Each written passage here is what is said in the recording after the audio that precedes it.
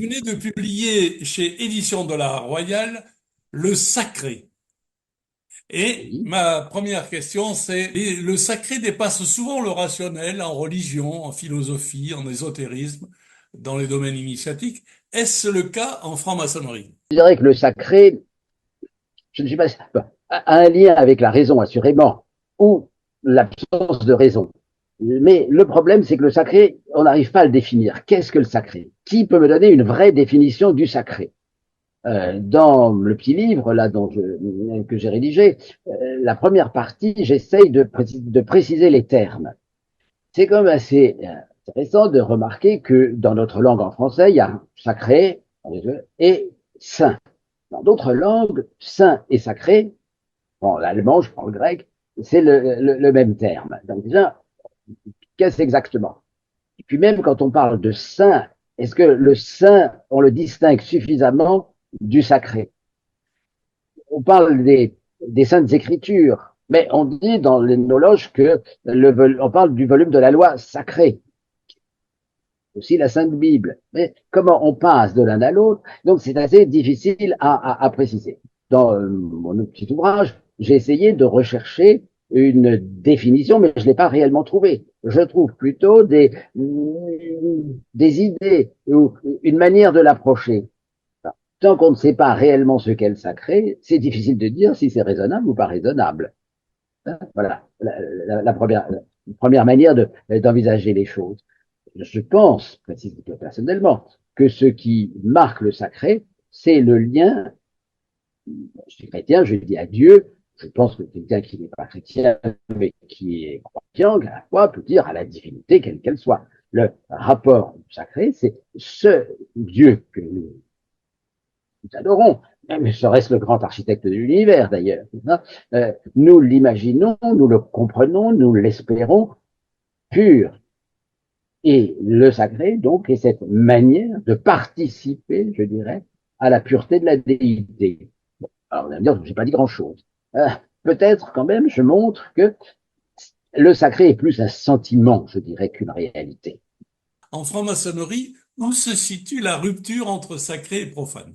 Qu'est-ce que le profane? Alors, la vieille définition de Pompéi-Sylvius est profane ce qui n'est pas sacré. Alors, en fait, le mot lui-même, profanum, c'est ce qui est devant le temple. Alors, si je traduis, devant le lieu sacré. Donc, le profane est quelque chose qui est extérieur au, au lieu sacré.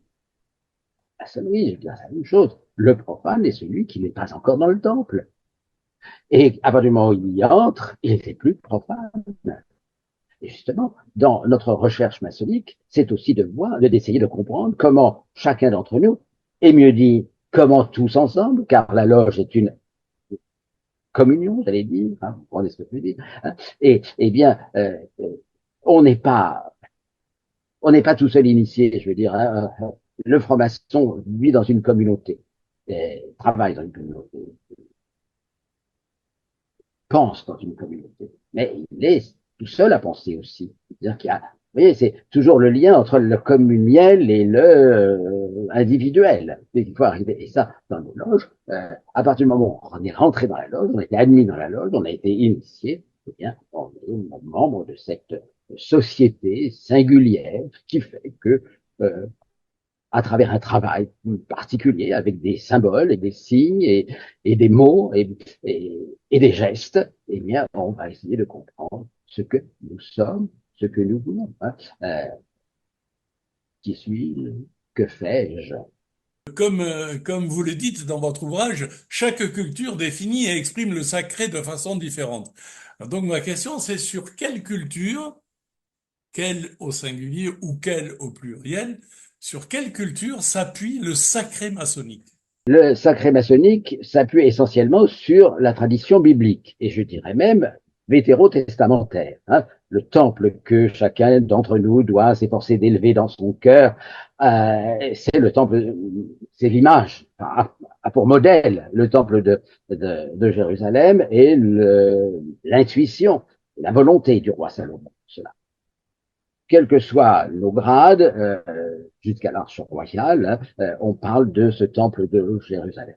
Donc, notre substratum de la démarche maçonnique, c'est un sacré particulier.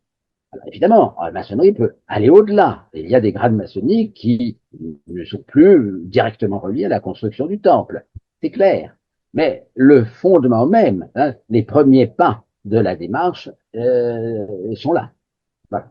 Alors maintenant, peut-on laisser de côté les écritures hébraïques, disons, sur lesquelles nous faisons nous sommes assis en quelque sorte? Bien, certainement pas. Mais les francs-maçons travaillent avec des outils qui ne sont pas tous nécessairement de la tradition hébraïque ou chrétienne, voire musulmane. Hein. Nous avons des instruments, ou en tout cas nous leur donnons une valeur, une connotation qui peut être assez originale, et même qui est originale. Moi, je pense que dans le travail maçonnique, moi, ce qui en tout cas m'a toujours intéressé et même je dirais presque passionné, c'est de savoir comment avec des choses auxquelles je ne prêtais guère attention, à une truelle ou je sais pas, c'est pas tout à fait l'instrument que je manie tous les jours, mais là, je comprends que effectivement il y a quelque chose d'éphémère. Hein. Quand je rentre en loge avec l'équerre sur le cœur, hein, bien, ça veut dire quelque chose avec il faut que je réfléchisse davantage. Voilà. Alors là, on a un sacré, on a une dimension particulière. Je parlais de pureté tout à l'heure, mais c'est la pureté intérieure aussi qui est là. Eh bien, comment est-ce que je vais comprendre tout cela? Dans mon petit livre, je cite quelque part Victor Hugo à Gwynplaine, l'homme qui rit, hein, qui dit ce n'est pas la chair qui est réelle, c'est l'âme. La chair est cendre, l'âme est flamme. Eh bien, je trouve que c'est un très, oui, ce que j'ai retenu ça quand j'étais adolescent et que je lisais L'homme qui rit, et ça m'avait beaucoup marqué ça. La chair, ce n'est pas elle qui est réelle, c'est l'âme. Pourquoi? Parce que l'une est cendre et l'autre est flamme. Bien, cette flamme, c'est justement ce que nous avons en masse, ce que nous recherchons en maçonnerie. Une flamme, les pierres c'est pas ce qui brûle le mieux. Hein. Bon, peut-être la tourbe, je ne sais quoi, mais autrement. Eh bien, et pourtant, nous trouvons là une lumière, une flamme, une lumière hein, dans ce travail singulier sur nous-mêmes, avec les autres. Je reviens toujours à ce qui est communiel et ce qui est individuel. On va parler des lieux rituels.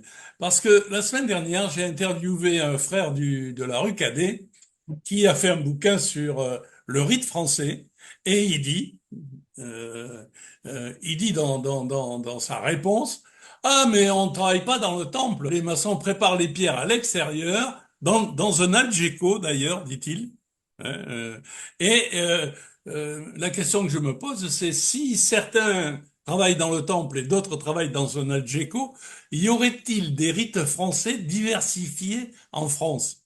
Moi, le rite français tel que je le connais, pratiqué à la Grande Loge nationale française, hein, dit expressément à l'apprenti, c'est dans l'explication du tableau de l'apprenti, à propos de la bordure dentelée qui entoure tout le tableau. Hein, elle sépare du monde profane l'espace de la loge qui est sacré tant que s'y déroule le travail, tant que s'y poursuit le travail maçonnique. Bon il y a bien une séparation entre ce qui est l'intérieur sacré, le temple, et l'extérieur profane, en dehors du temple. Et je pense que le travail maçonnique, forcément sur le tapis, puisque le tapis représente la loge, hein, on le sait bien, eh bien, tant que, comme là, on n'est pas dans le monde profane, on est dans un monde qui est sacré. Alors j'entends, je dis encore une fois que sacré ne veut pas dire, en français en tous les cas, ne veut pas dire saint. Je ne suis pas dans un lieu saint.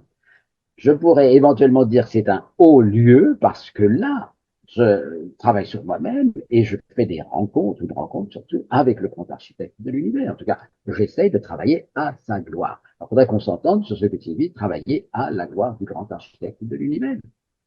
Sinon, essayer de comprendre l'être humain dans sa relation avec, de voir comment l'être humain se pose toujours les mêmes questions. Hein. Que fais-je ici? Alors, ma dernière question, c'est l'ouverture. Si comprendre le sacré nécessite une ouverture d'esprit, quels devraient être, selon vous, les objectifs prioritaires lors de l'instruction, de la formation et de la transmission en maçonnerie? Premier, enfin, ce que je pense, hein, le premier pas à faire, c'est d'être respectueux, respectueux de toutes les traditions. Nous sommes des hommes de tradition en tant que francs-maçons. Hein. Eh bien, est-ce que nous respectons les traditions qui ne sont pas nécessairement les nôtres? J'entends nos traditions spirituelles ou des cultures, etc. Et c'est un exemple moi, que je donne dans mon livre, mais qui me semble très frappant. Pourquoi parle-t-on d'art sacré quand on regarde, comme je l'ai fait il n'y a pas si longtemps que ça, au musée de Cluny à Paris, la Pietà de Villeneuve-les-Avignon, et quand on va à Berlin au musée de Pergame, on regarde le grand hôtel de Pergame, on dit ça c'est de l'archéologie. Ben, l'hôtel de Pergame était un lieu aussi, on se faisait des sacrifices, je veux dire. Et la Pietà d'Avignon, cette Pietà, c'est aussi devant ce tableau que les gens priaient. Et, non, vous voyez, alors, pourquoi on a des traditions, oui, c'est les nôtres, donc elles sont bonnes, et puis il y a celles des autres, eh ben, ils font ce qu'ils voudront avec. C'est tout à fait déplorable, je dirais. Donc, vous voyez, le premier pas, c'est d'essayer de comprendre pourquoi les êtres humains, euh, pas que des hommes, aussi des femmes, hein, les êtres humains ont vis-à-vis de ce sentiment que j'appelle le sacré, de cette relation avec l'autre, le grand A, hein, euh, comment y arrive. Moi, je dis en respectant, en essayant de comprendre aussi les autres. Et ça, c'est l'un des intérêts de la franc-maçonnerie. Hein. Nous sommes de traditions culturelles et spirituelles différentes, mais en nous écoutant et en travaillant ensemble, eh bien, on essaye non seulement de se comprendre, mais encore de comprendre les autres, mais de mieux se comprendre soi-même. Voilà. Alors, c'est Si, pour ça que j'appelle le respect. Il me semble que voilà. c'est Et être respectueux des autres on traditions. pourrait dire d'une manière générale que la tolérance, c'est le progrès numéro un, et l'empathie, ce serait la suite de la Oui, ben bien tolérance. sûr. Ah, mais bien sûr, et l'empathie, mais ça c'est tout à fait important. Quand on regarde ce qui se passe autour de nous aujourd'hui, quand Weber parlait du désenchantement du monde, hein, ce qu'il voulait dire, c'est qu'on veut être intelligent, on pense qu'avec l'intelligence, et on laisse tomber tout ce qui n'est pas intelligent, mais ce qui est plutôt de ressentiment. Eh bien, voilà, moi il me semble que nous devons ressentir. Jacques-Noël Pérez, merci d'avoir répondu à ma question. Bravo pour cet ouvrage qui cultive la tolérance et l'empathie, deux qualités qui devraient raccorder même ceux qui pensent différemment. Eh bien, merci de ce compliment. À bientôt.